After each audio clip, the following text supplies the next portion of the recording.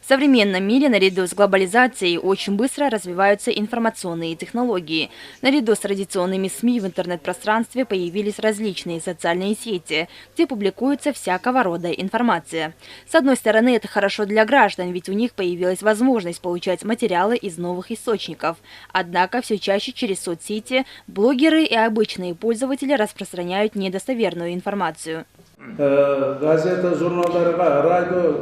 Раньше материалы, публикуемые в газетах, журналах, выпускаемые на радио и телевидении, проходили тщательную проверку перед выпуском. Сейчас все по-другому. У сегодняшних журналистов небольшой словарный запас. В некоторых случаях предоставляется непроверенная информация. К тому же появилась большая армия блогеров, которая пишет то, что хочет, и то, что считает правильным. Поэтому традиционные журналисты должны отличаться от них ответственностью и профессионализмом. Чтобы обучить профессиональных журналистов, чьи работы будут лучшими во время конференции, СМИ вчера, сегодня, завтра декан факультета журналистики КНУ предложила принимать абитуриентов на бюджетной основе.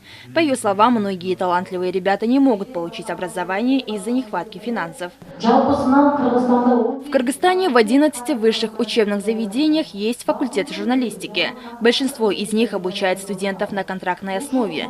Есть множество талантливых ребят, которые жаждут обучиться на журналиста.